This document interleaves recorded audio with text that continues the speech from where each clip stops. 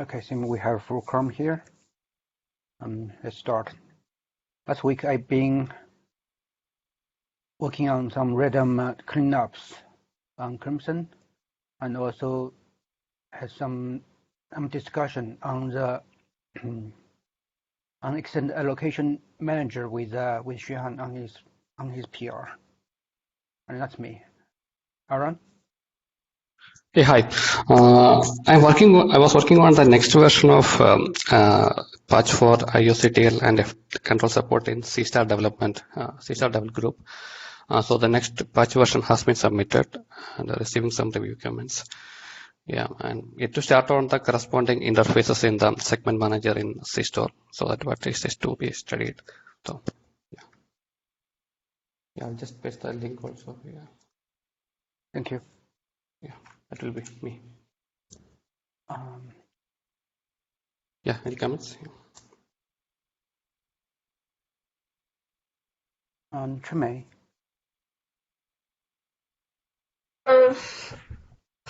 I fixed workaround the add pin LBA tree add pin assert. That means one operation do the LBA tree split, and that split result influence the the find hole operation get the old extent content, and at that time when do the find hole, at that time the extent is splitted, and then in the continuation the extent is content is updated in find hole continuation. That's very weird to me. So the continuation when the extent content is updated in the continuation, sometimes in the continuation the extent the other operations in continuation get the updated extent content.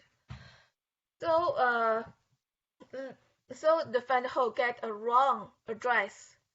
The address is already existing in LBA tree, and seems two find hole operation get the same LBA tree get the same find hole address, and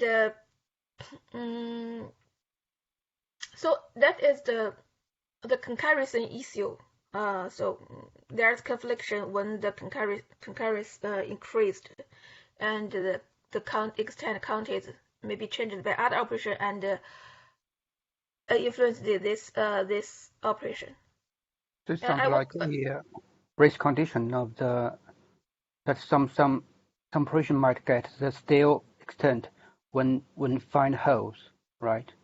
Yeah, when find holes, they got the last literature. The last literature max address is the LADDR max, but that at that time the child child node is slated, and they insert another literature after the end. So the first literature max is not the LADDR max a number, but it still get the old content max. Yeah. Okay. So why the extent, why the continuation got the updated extent? That's making me weird, because the extent address we have already get right. It's the old extent. Then in the continuation it got the updated new extent. And I found when I added the log print in the continuation find hole continuation, that log printed twice, and but the continuation before this continuation is not re-enter, only the continuation this one and the follow one the print two times. This continuation, which is printed twice, includes a repeat or something, or do while or do until? It do the repeat, but it should go from the repeat from the beginning, right? I also add the print in above continuation. there are so many continuation chained together, and I added the print in the above continuation, but that print is not print out. Only the last two continuation print out 2 times. The first the above continuation only print once, so that should do the repeat. But it's not from the beginning, so that makes me weird. Yeah, that's funny. Yeah, so I still need Sam to consider how to solve the confliction. I don't know why the content is updated currently, and so that is the problem, and I do the fix of workaround, and then I can do the release build without output FL test, and this is the test result. This is the test result. From this, this is a release build without output, and used raw disk, NVMe, NVMe something device NVMe, and Crimson only the write latency is better than Ceph OSD, and Crimson with SeaStore and Ceph OSD with BlueStore, and I set Ceph OSD. I think Messenger use one thread, OSD use one thread and one shard, and pin the Ceph OSD to one CPU. And the cycles per operation, Crimson is worse than Ceph OSD, and write latency is better, and the read latency is still worse. So you can take a look on the test result. And I think that is because there's a lot of tries, transaction retries. A lot of tries in our code. Yeah, so a lot of CPU cycles are wasted because of retries. But I think do you mean busy wait? No, there are transactions created, but in the middle it is invalidated by another conflicting transaction. So okay. The invalidated transaction is wasted, so it needs to start from beginning. That's the design of SeaStore. But this assertion only applies to the write transactions, right? If it comes to read transactions, in theory, you mean we should have outperformed. Yeah. Read is still repeat and interruptible future. Read is still maybe read invalid extent. So yeah, we can refer to the metrics to see how many invalidates are there. Yeah. So, and when I set the job number is 1 and L depth is 2, and I run the FL 4 minutes. It works. I can get the result. When I increase L depth to 664, and I still meet the confliction because there are the library root is split 2 times, very very close, and means that the 2 operation all of them got the old extent, and they also all of them think that the root is is full, and they do the split. So 2 operations do the split and very close, and there's conflict in the add pin. So in other words, when you increase the concurrent number, you still run into the same issue, which you try to work around with the fix. Yeah, because 2 operations maybe insert, 2 operations insert. When you find the hole, you need to do the insert, and to the insert operation got the same old extent, and they all think the extent is full, and they do the split. So there's 2 new root extent. I see. And it conflicted. So still need to think a method to how to solve the split, how to solve the confliction, because they influenced each other. Yeah. And then I wrote some PR. That's all. Thank you, Jermaine. Riddick. I'm working on the mLease case. After more runs and more analysis, it turns out it's not solely happening in the straight state. It happens almost in every possible state of peering, which makes me think it's actually due to the message handling. Well, let me post links to the updated gist. Here, it happened in reset, but what is interesting in the sequence of events that caused this particular crash. I extracted them from the large tautology log and put chronologically here.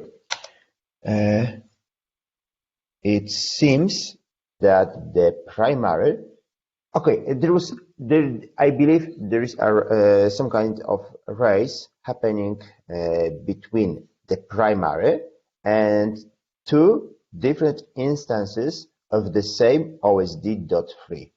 Two instances because of the OSD respawn that happens in the middle. I think that the primary just missed the change of the cluster has changed the update of PG epoch.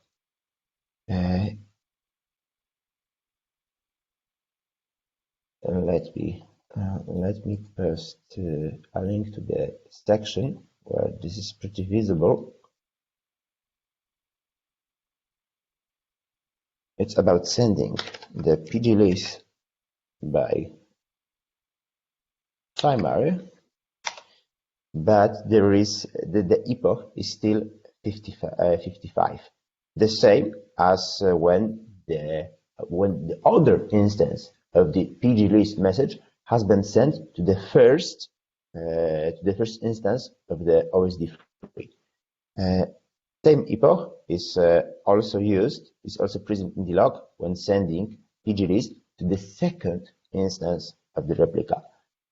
In my understanding, if an OSD boots, the cluster needs to agree on that.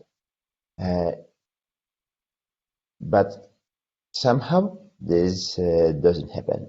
I'm looking for possible explanation for that. One of the approaches, one of the direction of paths of investigation I'm following right now is about handling of the MOSD boot message, where there is a substantial difference between classical and Crimson. Crimson is perfectly unaware about something like boot epoch. It simply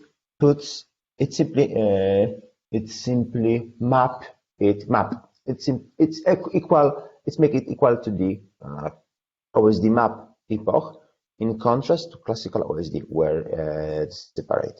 I'm reading the code to understand it better. That's me. Riddick, I'm not following. I think the behavior regarding to how a OSD booted up is quite the same as a classic OSD. Both of them send OSD boot to the monitor and wait for the yes, Kifo, but please take a look on the very last section in the parameters that we are passing to the constructor of MOSD boot. In Crimson, we call twice OSD map get epoch, OSD map get epoch. But in classical, the third parameter actually is service get boot epoch. It looks there is a completely new concept present in classical that yeah. So it differentiate. Yeah. The OSD map get the epoch from the service get the boot epoch. Exactly. Okay, that's funny. Yeah, I'm curious about that, and I'm just drilling for the code. So probably the monitor side would take this into consideration while it's tried to publish a new OSD map. That's my guess. That's Okay. my, but it's pure speculation at the moment. It's a long shot. I see. Thank you. Thanks. I'm wondering if we also need to be defensive on the unexpected message, which might crash the state machine. That's Well, if you would like to harden and the code and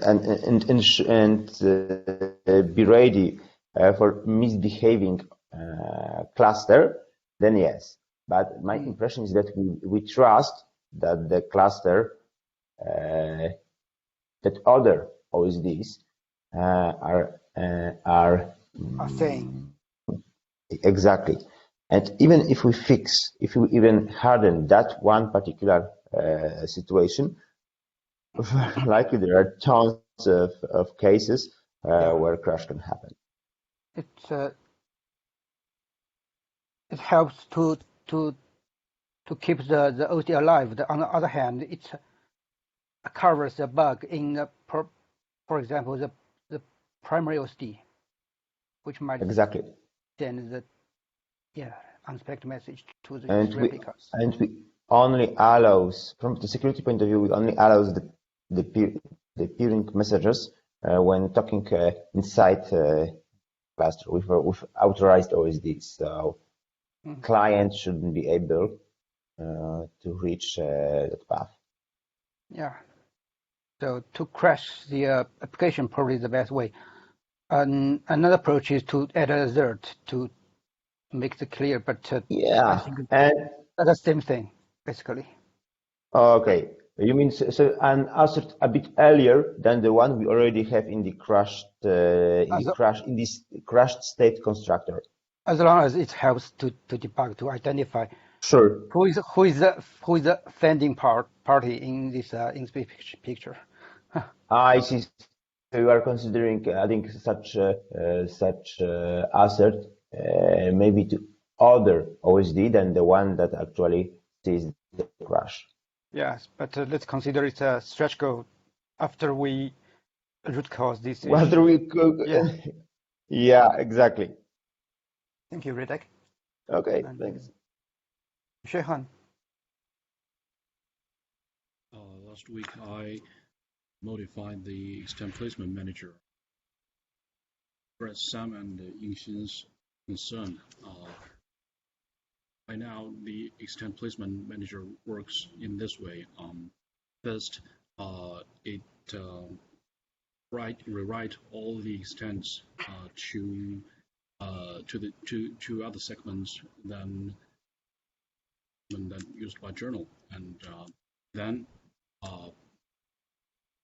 the journal record is constructed and persisted to the journal, and that's the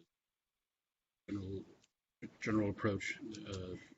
The extent placement manager works right now, and the address, the absolute address of the extent that are being rewritten is determined at the time of its writing, not allocating as before. Right now, I'm working on implement support for multi devices for SeaStore. That's all for me. So the external allocator is more like a writer or rewriter, right? Yeah. Okay, thank you. I'll take a look at your latest revision. Okay, thanks. Last week, I have identified a corruption issue of a write set, which is seen by Xuehan, and I will add it to Graph Tracker about the issue. I don't yet know how to fix that. And there are multiple fixes about transaction isolation issues. I think there are 3 PRs and they are all merged. And I'm currently working on performance profiling of SeaStore and trying to add metrics to SeaStore to help diagnose the performance. I'm still working on it. That's all for me. Yingxin, regarding the behavior in wrong behavior in write set, I think you already root caused it and fixed it, right? No, it doesn't fix yet. I think it'll work just fine if we just don't modify the absolute modify the PADDR field of the cached extent when it's still in the in the transaction. I mean, one thing I don't understand here is we only modify the physical address after we commit it, right? Yeah, so why do we still need to look up the write set after commit? Well, that part I don't know. Actually, this happens only in my PR, in my extent placement manager PR, in which I modify the PADDR field before the transaction commit. Right now, I've corrected it, and it works fine now.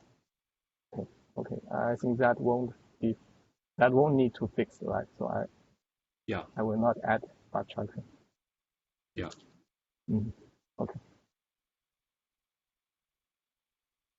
So the P address is used as a key in the map, right? In your implementation, Xuehan. Yeah.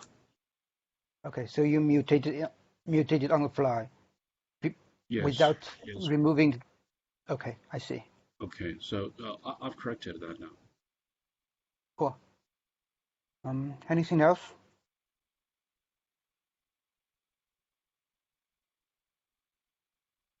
Nope. Okay, talk to you later, and have a good one. Thank you.